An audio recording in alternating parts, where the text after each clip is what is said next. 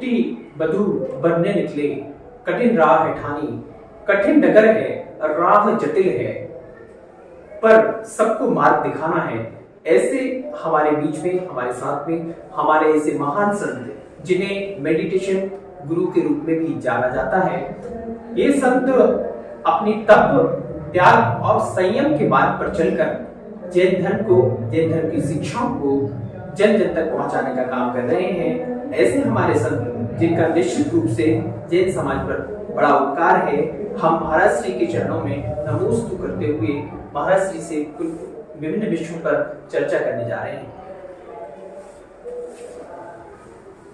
महाराज श्री, जैसा कि सबसे पहले तो मैं ये चाहूंगा कि मेडिटेशन एक बहुत ही बेहतरीन चीज है और मेडिटेशन को लोग बड़ा जटिल समझते हैं। क्योंकि आपको मेडिटेशन गुरु के रूप में जाना जाता है, तो आप मेडिटेशन को ऐसे सरल शब्दों में बताइए कि सभी लोग इसका लाभ ले सकें। सबसे पहले तो इस चैनल के सारे देखने वाले और इसको चलाने वाले सभी टीम को मेरा बहुत बहुत धन्यवाद है। मेडिटेशन यानी ध्यान। कहने का मतलब ये है कि जो व्यक्ति दिन में 3 टाइम, 2 टाइम, 1 टाइम या कुछ मिनट के लिए ध्यान करता है, ध्यान का मतलब अपनी सारे ऑर्गन बंद करके एक जगह केंद्रित करता है, अपनी आत्मा में रमण करता है, उसको कहते हैं मेडिटेशन यानी ध्यान। और जब आप एक उदाहरण समझिए, कोई अखबार की फैक्ट्री है तो वहां पर 3 मशीनें होती हैं। एक 8 घंटे चलती है, फिर दूसरी 8 घंटे चलती है, फिर तीसरी। एक जब चलती है तो दूसरी सफाई होती है, तीसरी में कागज के रिम लग जाते हैं। अगर एक ही मशीन को 24 घंटे चलाएंगे तो भी एक न एक दिन वो फेल हो जाएगी, गर्म हो जाएगी, रेस्ट नहीं देगी। इसी प्रकार हमारे शरीर के सारे ऑर्गन हैं, 24 घंटे वो काम करते हैं, उठते बैठते, खाते पीते, घूमते चाहते। अगर उसको थोड़ी देर के लिए रेस्ट नहीं देंगे तो वो भी खराब हो जाएगा। इसलिए आप देखिए, जो व्यक्ति पुराने ऋषि मुनि दिगंबर साधु और भी सनातन धर्म में साधु होते थे, वो ध्यान करते थे। ध्यान आंख बंद करके एक स्थान पर बैठ करके अपनी आत्मा के बारे में चिंतन करते थे। उसका मतलब उन्होंने सारे ऑर्गन बंद कर दिए, बस एक चिंतन शैली और ध्यान शैली को चालू रखा। इससे क्या होता था, उनके सारे जीवन भर कोई बीमारियां नहीं लगती थी। दूसरा, मन शांत रहता था।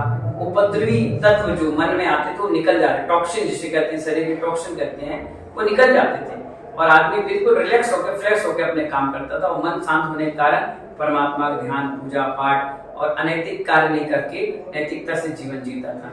और ऑर्गन को भी रिलैक्स मिलता था और व्यक्ति की आयु बहुत लंबी होती थी। आजकल मेडिटेशन कोई करता है नहीं, ध्यान नहीं करता, योग करते हैं। मेडिटेशन यानी आत्मा को ठीक करता है और योग शरीर को ठीक करता है। योग और उपयोग दोनों अलग अलग चीज है। योग यानी शरीर को ठीक करना और उपयोग यानी अपने मन को ठीक करना। मन अगर सही है तो आप ये समझ जाइए, आपसे किसी भी बड़ी हिंसा को आप अंजाम नहीं देंगे।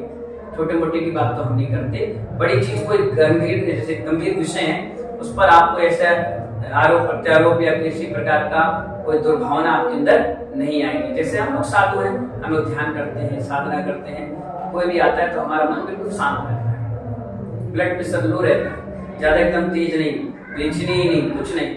और जहाँ बेचैनी और नींद ना पूरा, निद्रा, स्वास्थ्य खराब रहना, तो आदमी चिड़चिड़पन में कुछ ना कुछ ऐसे कदम उठाता है जिससे उसकी मानसिकता खराब हो जाती है। बस इसी तरीके से मेडिटेशन यानी उपयोग को चेंज करना। हम इतने सारी चीजों में अपना उपयोग लगाते हैं, उसकी जगह परमात्मा और अपनी आत्मा में लगा लें। बस इसी का नाम बहुत सरल तरीके से मेडिटेशन है।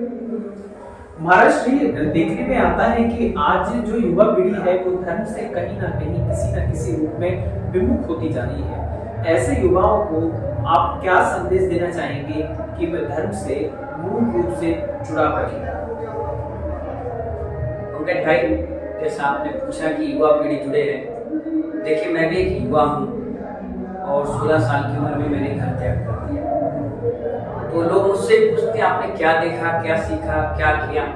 तो मैं तुमको ये बताना चाहता हूँ कि मैंने 16 साल भी घर में क्यों बिताया, अब मुझे एहसास होता है काश मैं और जल्दी निकल जाता। क्योंकि मिठाई की दुकान पर मिठाई देखने से पता नहीं चलता मिठाई का स्वाद क्या है। मिठाई जब आप हाथ में लेंगे या मुंह में आएगी तब पता चलता है कि हाँ ये मिठाई महंगी क्यों है, ये उस अलमारी में क्यों बंद है, इस पे इतना सुंदर लेबल क्यों लगा है, इतनी कॉस्टली क्यों है, उस समय समझ में आता है। अभी सबको लगता है कि साधु बनने से क्या होगा, घर छोड़ने से क्या होगा।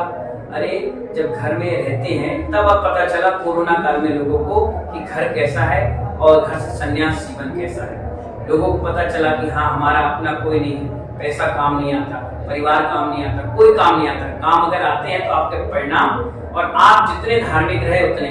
आप देखिए जिस व्यक्ति को गीता याद रही वो कोरोना काल में अकेले कमरे में गीता पढ़ रहा, किसी को बाइबल याद है बाइबल पढ़ रहा, किसी को गुरु नानक जी की शब्द याद है वो पढ़ रहा, किसी को बुद्ध की प्रार्थना याद है, किसी को हमारे तत्वार्थ सूत्र और मेरी भावना और 12 भावना ये सब याद थी, सब पढ़ रहे थे। तो कहीं ना कहीं व्यक्ति के अंदर धार्मिकता थी इसलिए तो उसने पढ़ा।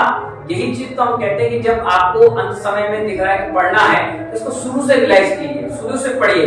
इससे क्या होगा, आपकी धार्मिकता बनी रहेगी। आप देखिए जैन व्यक्ति पानी छान कर पीता है, चींटी को भी अगर दब जाए तो उसको रात भर नींद नहीं आती, क्योंकि उसका जीवन जो है अहिंसा के परमाणु से लिप्त रहता है। अहिंसा नहीं रहती उसके अंदर, हिंसा नहीं रहती, टोटल अहिंसा के परमाणु रहती। वो किसी को दुख नहीं दे सकता, उसे पीड़ा नहीं दिख सकती, वो अपने सधर्मी के प्रति बड़ा प्रेम वात्सल्य रखता है। मैं तो युवाओं से आज यही कहना चाहूंगा कि जो चीज आपके पिताजी दादा और परदादा कर गए उसका पुण्य आज आप कमा रहे हैं, और आज अगर आप पुण्य कमा लेंगे तो आप कहीं ना कहीं और आगे अपनी पीढ़ी दर पीढ़ी के लिए छोड़ जाएंगे। आप देखिए मेरा नियम है, मैं कच्चे को पकाता हूँ और पके को बचाता हूँ। अगर पके को पकाओगे तो सड़ जाएगा, और कच्चे को बचाओगे पकाओगे तो पक जाएगा, बचाओगे तो वो भी सड़ जाएगा। इसलिए मेरा सोच है कच्चे को पकाओ, युवा पीढ़ी को मजबूत बनाओ कि कम से कम 20-25-50 साल हमारे धर्म को आगे खींचे। इसलिए मैंने देखी 16 साल की उम्र में दीक्षा ली। और पके यानी जो 50, 40, 50, 60 साल के बुजुर्ग हैं उनको बचाओ कि वो सड़ने ना लग जाए।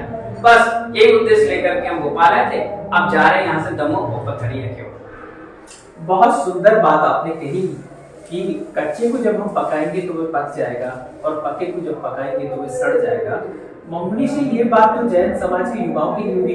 एक हाल ही में श्रद्धा हत्याकांड दिल्ली से संज्ञान में आया जो जिसने पूरे देश को झकझोर कर रख दिया।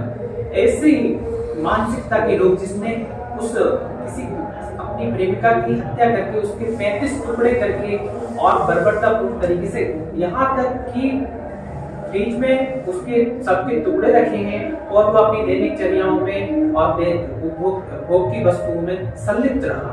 ऐसे में इस तरह की मानसिकता के लोगों को आप क्या संदेश देना चाहेंगे? देखिए जैसे का आपने टीवी और पेपरों में पढ़ रहे हो कि ऐसी मानसिकता आसपास के एटमॉस्फेयर से बनती है। अगर आप कोयले की भट्टी में बैठे हैं तो स्वाभाविक है आपका शरीर काला होगा, ईंट की भट्टी में बैठे हैं स्वाभाविक है आपका शरीर गर्म होगा, कोल्ड स्टोर में बैठे हैं तो वहाँ स्वाभाविक है आपका शरीर ठंडा होगा। तो जब जैसा व्यक्ति बचपन से जिस एटमॉस्फेयर में रहता है, जिस माहौल में रहता है, वो एक ना एक दिन उस माहौल को अंजाम दे देता है। अगर आपके पिताजी रोज गाली देते हैं, वहाँ बचपन से गाली देते हैं, तो नियम से ही बच्चा बड़ा होकर अपने पिताजी को भी गाली दे देता है। माँ कहते क्यों तुमने पिताजी को गाली दी, पहले बचपन से देते हैं। यानी कहीं ना कहीं कुछ ना कुछ संस्कार उनके माता पिता, उनके परिवार या उनके आसपास का एरिया का उनके अंदर आता है। इसलिए आप देखिए ध्यान के लिए भी कहा गया गार्डन में जाएं, पर्वत पर जाएं, नदी पर जाएं, मंदिर में जाएं, क्योंकि वहां ऐसी एटमॉस्फेयर नहीं होता है, वहां बड़ा पवित्र भाव होता है। और जो व्यक्ति इस चीजों को अंजाम देता है कहीं ना कहीं वो मानसिक संतुलन खो बैठा है, या उसको ऐसा प्रताड़ित किया जाता है या ऐसे उसको अंदर से भर दिया जाता है कि तुम्हें यही काम करना है, यही तुम्हारा धर्म है, यही सब कुछ है। इस कारण से ये सब अंजाम आता है। आप देखिए ना, मुझे कोई आप कहोगे कि किसी को थप्पड़ मार, मुझसे तो हिम्मत ही नहीं हो पाएगी। आपसे कोई कह दे कर लो तो आप कर ही नहीं पाओगे, क्योंकि आपको संस्कार और अंदर से अनाज और भोजन और व्यवस्था, एक मकान, परिवार ऐसा मिला है कि आप उस काम को कभी जिंदगी में नहीं सोच सकते। हमसे अगर कोई काम हो भी जाए गलती से भी तो हम रात भर सो नहीं पाते, व्याकुलता रहती कि हमसे गंदा काम हो कैसे गया, या इनसे कैसे हो गया, या उनसे कैसे हो गया। एक उदाहरण के हिसाब से इसी प्रकार हमें अपने बच्चों को संस्कारित ऐसा एटमॉस्फेयर बनाना चाहिए कि उनको पल पल में बचपन से ही ये बताना चाहिए कि नहीं हमारा ये लक्ष्य है ही नहीं, हमारा भारत देश में जन्म हुआ है, हमारी संस्कृति जियो और जीने दो की है, मरने और मारने दो की नहीं। मुनीषी, ऐसे हैवानों से हमारे समाज की बच्चियों को बचाने के लिए क्या करना चाहिए समाज को, जिस तरीके से ऐसे हैवानों की चंगुल में फंसकर न सिर्फ अपने माँ बाप का बल्कि समाज का और जिन धर्म का भी सर झुका रही हैं, ऐसी बच्चियों को हम कैसे इन हैवानों की चंगुल से बचाएं? पंकज भैया, मेरा तो शुरू से उद्देश्य रहा सेव डॉटर और सेव वाटर, क्योंकि जिस घर में बच्ची सुरक्षित होंगी वहां पर जल भी सुरक्षित रखना पड़ेगा। मेरा उद्देश्य है कि जल है तो कल है और बच्ची आज है तो हमारा समाज है, क्योंकि जो काम समाज में एक शरीर में नाड़ी करती है, नाड़ी, और वही काम समाज में नारी करती है। इसलिए अभी हमने भोपाल में नारी देश राष्ट्र हित में नारी का क्या योगदान, क्या उत्थान करी है, उस विषय पे बहुत बड़ी गोष्ठी की थी। और हम तो हर प्रवचन में यही कहते हैं बहनों से भी, हमारी माताओं से, बहनों से, सबसे, कि आप जरा सी चीज के लालच के चक्कर में अपने धर्म और अपने परिवार का कोई नाश ना कर दें, क्योंकि आपका अभिभावुकता में उठाया कदम आपके पूरे भवों को नाश कर देता है। आज क्या है कि आप भावुकता में कदम तो उठा लेते हैं और विधर्मियों से शादी कर लेते हैं, विवाह कर लेते हैं, प्रेम प्रसंग में आते हैं, और इसमें ज्यादातर आज का मोबाइल, आज की टीवी, आज के पिक्चर, आज के एक्टर, आज की व्यवस्थाएं इस पर निर्भर है। वो क्या चीज करता है, आप देखिए बड़े बड़े पोस्टर लगते हैं, फलाना व्यक्ति गुटखा खा रहा है, तो छोटे छोटे बच्चों को देख देख कर ये लगता है कि मैं भी क्यों ना करूं। तो बस ऐसी चीजों में जो वहां का मौसम डेवलपमेंट हो जाता है, तो लड़कियां देखती हैं, आजकल क्रेज बना लिया लोगों ने लव मैरिज का, पिक्चरों में भी लव मैरिज हो रही है, टीवी सीरियल में भी लव मैरिज दिखा रहे हैं। तो इस सब चीजों से प्रभाव उनके जीवन, कुछ अच्छी भी चीजें होती हैं जिससे कि वो अच्छी चीजें भी करते हैं लोग, कई धार्मिक चीजें चलती हैं। पूरे लॉकडाउन में रामायण चली, लोगों ने रामायण देखी, महाभारत देखी, तो फिर लोगों को 20-25 साल 30 साल पुरानी याद ताजा हो गई। तो कुछ ऐसे भी आती है चीज। तो कहने का मतलब यह है कि इन बच्चियों को बैठ करके अपने माँ बाप के साथ आधे घंटे बिताना चाहिए। अगर हॉस्टल में भी तो रोज आधे घंटे, सुबह शाम दोपहर एक बार उनसे बात कर लो, महीने में एक बार चक्कर लगा लो, एक बार उनसे बात कर लो, तो उससे क्या होगा, अंदर के विकार उनके निकल जाएंगे। यानी डब्बा खाली हो गया, डब्बा खाली होते ही उसमें गंदगी नहीं भर पाई, और आप महीने, 2 महीने, 15 दिन, हफ्ते भर उससे बात ही नहीं करो, अपने काम, पैसा, रुपया, खाना पीना, बनाना, सोना, रहना अगर इसमें निकाल दिया तो उस वक्त में अकेली हो गई, और अकेले का फायदा दुनिया उठाती है, वो चीज में लड़कियां फंस जाती है, बाद में रोती हैं। और एक बात ध्यान रखना, विधर्मियों से शादी करके, विधर्मियों के साथ रहकर कोई भी लड़की आज तक सुखी नहीं रह पाई। एक भी उदाहरण आप देखिए, या तो वो मरण को प्राप्त करती है, मानसिक संतुलन खो जाती है, या फिर घुट-घुट के जीवन जीने पर मजबूर हो जाती है। हमें रानी लक्ष्मीबाई, जोधा की तरह, और भी हमारी रानी चेलना, चंदनबाला, इसकी तरह अपना जीवन जीना चाहिए, जिससे आज भी लोग उनका नाम याद करते हैं। मुनीष जी, सारा जैन समाज आज गुरुओं की तरफ, अपने मुनियों की तरफ इस आस से देख रहा है कि सामाजिक एकता पर वो जोर देंगे, लेकिन कहीं ना कहीं देखने में ये आ रहा है कि जो मुनि है, जो संघ है, उन्हीं में थोड़े मतभेद जो है देखने में आ रहे हैं। ऐसे में आप सामाजिक एकता को कैसे देखते हैं? जैसा कि आपने प्रश्न किया है, बड़ा मार्मिक प्रश्न है। हालांकि कई विषयों पर हमारे आचार्य महाराज कहते हैं दो स्वादिचा मौनम, आपको मौन रहना चाहिए। लेकिन मैं आज के यंग जनरेशन को फोकस करता हुआ चल रहा हूँ, मैं खुद यंग हूँ और मेरे अंदर कोई मान का सा ईगो हट नहीं है, और ना मैं कभी पंथवाद या संतवाद या संघवाद को कभी प्रोटेक्ट करता हूँ। मैं देखता हूँ आप दिगंबर है, पीछे कमंडली है, आप नहीं आ पाते हैं तो मैं खुद चला जाता हूँ। तो उनको खुद लगता है कि नहीं, हमने गलती करी, हमें जाना चाहिए। और इसका उदाहरण आप देखिए, मैं भोपाल में रहा, खुरई में रहा, जहाँ भी गया कई इस प्रकार के संघ मुझे मिले, मैं खुद उपद कर गया और मिला। उसका श्रेय देखो ऐसा रहा कि पूरे चतुर्मास में आज तक कोई बात विवाद की स्थिति नहीं बनी। जब उनका प्रोग्राम था तो मैं शांत था, मेरा प्रोग्राम था तो वो शांत थे, और किसी का था तो हम सब साथ थे। और देखिए उसका कितना अच्छा उदाहरण कि मैं 1100 क्वार्टर में था, महाराज मिलने आए, हम उनसे मिले, 5 किलोमीटर संघ सिखाते बिहार हुआ। ये साधु साथ में बैठता है तो समाज भी साथ में बैठ जाती है, और इसका बड़ा वात्सल का उदाहरण दुनिया भर में जाता है। आज से 20-25 साल पहले सारे संघ मिलते थे, सब आते थे, सब जाते थे। बीच बीच में ऐसा स्थिति बनी, कभी कोई 19-20 घटनाएं घट गई तो लोग उससे कटने लगे, दूर हटने लगे। श्रावक भी सोचता है विवाद ना हो जाए, ये नहीं हो जाए, हालांकि साधु की साधु जानता है, श्रावक की श्रावक जानता है। और 2-4 चंद लोग अपने मान प्रसाय, अपने बैनर, अपने नाम के चक्कर में ये काम कर देते हैं। अगर साधु ठान ले नहीं हमें रहना है, मिलकर रहना है, एक साथ रहना है, तो मानव दुनिया में ऐसा कौन सा काम है जो दिगंबर संत ना कर पाए। उनका बैठना ही व्यक्ति के लिए बहुत बड़ा मौन उपदेश होगा। इसलिए तो मैं पहल कर रहा हूँ, मैं तो सबके पास जाता हूँ, और मैं भी अपने शिष्य मंडली को सिखाता हूँ कि सब साधु की सेवा करो, आनंद लो, और उनसे भी कह दो कि महाराज जी हमको इधर की बात उधर नहीं सुनाना, उधर की बात उधर ना सुनाना, और धर्म की 4 बातें सीखे। फिर आप देखिए जैन समाज कैसे सुंदर चंद्रमा की तरह निखरता है, सूरज की तरह कितना प्रकाश फैलाता है।